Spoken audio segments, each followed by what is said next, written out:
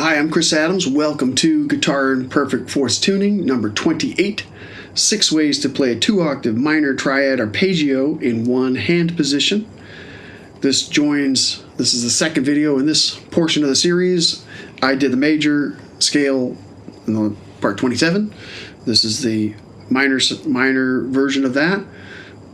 So by the end of this lesson, you're going to have 6 ways to play a 2-octave arpeggio using should be minor scale instead of major scale. Same notes in the same order, and using the perfect fourths tuning makes it easier. So there's going to be links to the PDF and other kind of cool stuff in the description. So without further ado, here is the C minor triad in all of its permutations, all the notes with it, in the first 12 frets, skipping open strings. So we're going to start in C again. So C, and then E flat, and then G, C, E flat, G.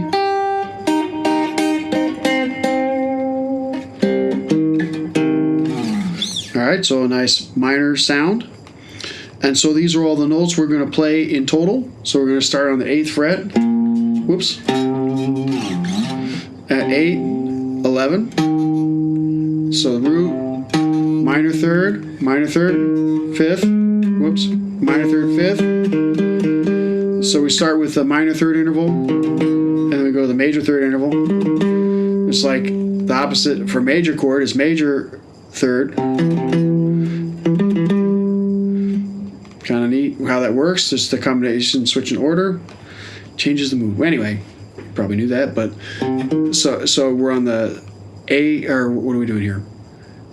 A string, and so 6th fret, and then the 10th fret, and then the 5th of the chord. So here's the 5th of the chord. So a long stretch to get to the root. So that's a perfect fourth interval. And then we're going same note, we're on the root, minor third here, minor third and 5th on the C string because we tuned up, and then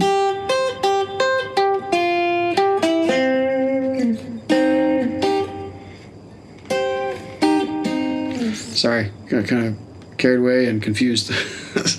So because we're in perfect fourths, the shapes are going to repeat. You see them repeating on this angle of the neck.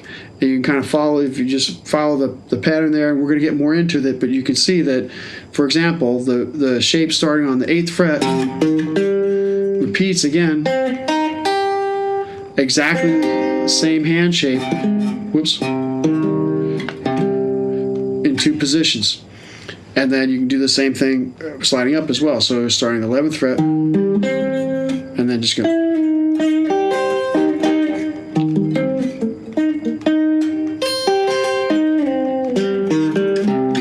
So as you go and you practice these, and they get more, and this stuff, like I say many times, it's not for shredding, it's for memorization. But then once you are shredding, you're like, oh yeah, this is my, first inversion of the minor triad or something.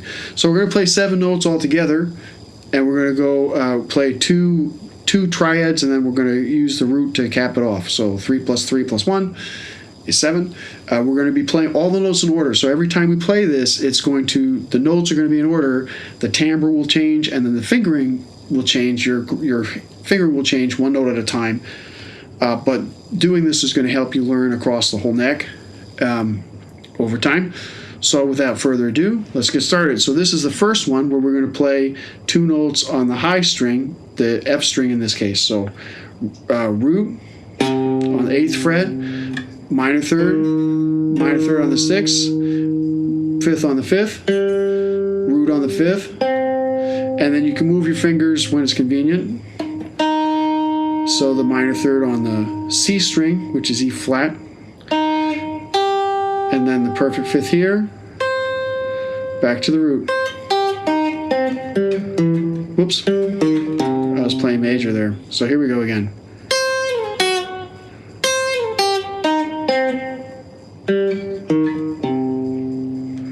Okay, so that's coming back down.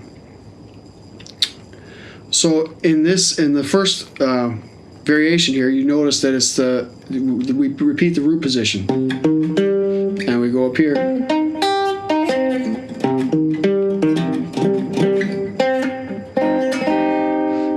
It's the exact same shape, and then we just, oops, sorry. Root, third, fifth, root, fifth, third, root. Okay, so now we're going to play the two notes on the C string. Yes, the C string, one string closer to the ceiling. So here we go. Root, minor third, perfect fifth, root, minor third. And now we're going to play this fifth here. So we just took this note and played it here. And you can hear the slightly different tone, so this sounds different. Sounds a little different than this. Right? So that's kind of what we're going for. One of the things we get out of by doing this exercise. Okay, now we're going to go to the next note and see how the note range gets a lot more compact in terms of frets. So all this fits within 3 frets at this point. Yeah. So root, third, minor third, or sorry, 4 frets. Root, minor third, perfect fifth, root, minor third, perfect fifth, and root. And in this case, we see the first inversion is repeating itself.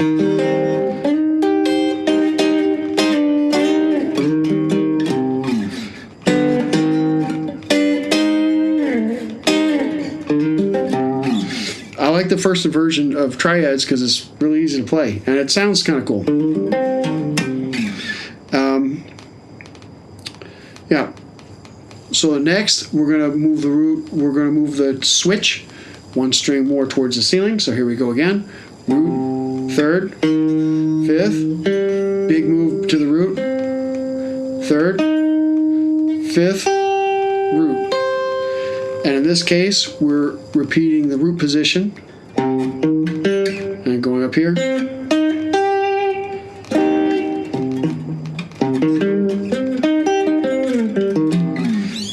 Only possible in perfect fourths tuning, because otherwise that fifth would be what direction? That direction. So much easier to learn this type of thing with fourths tuning. Okay, now we're moving one string here, so we're on the A string. We're going to repeat on the A string. So root, third, fifth, root, minor third, fifth, root. So we don't have the same kind of repeating. This is kind of the E chord shape. I got to work on my bar chords. I can never play them very well. Big fingers. Anyway, so now we're going to move the note, the string where we're playing 2 notes onto the E string closest to the ceiling. So here we go. Root, minor third, perfect fifth, root, minor third, perfect fifth, root. And then we have the shape, the first inversion shape again. Whoops.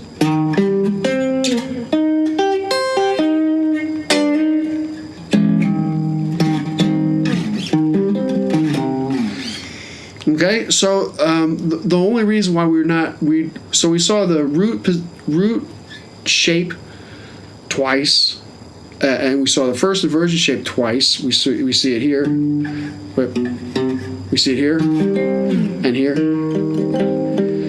and here. We don't see the fifth in this roll. We'll do it in a later video when we do the same thing on the next inversion. We're going to see the second inversion repeated. If we have a 7-string guitar, you'd see the second inversion repeated in this pattern. Anyway, hope that either made sense or maybe remains a mystery. So anyway, so this is the whole thing. So you can practice this in some other videos I'm going to go over in a little bit more detail how you can. So now you've basically learned 2 paths and you're connecting them one at a time, right? So you learn this path. So this is starting on the lower one is starting on the root. So root, third, fifth, root, third, fifth. And then you're moving up to the minor third, and you're going.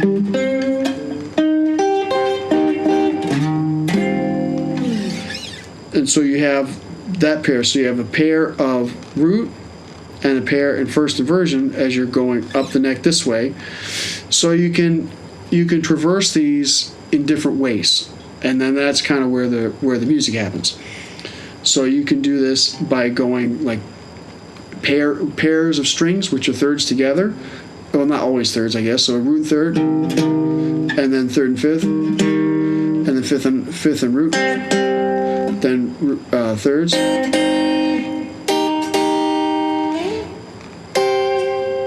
And in order to play this note, so that's just playing two notes at a time. But you notice that when I slid up, I wasn't doing from, whoops, I had to go.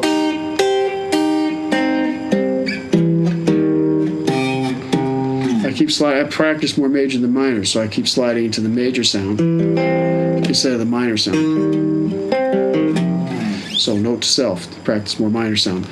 But anyway, so that's part of the variations that you can do. I'll try to keep this relatively brief.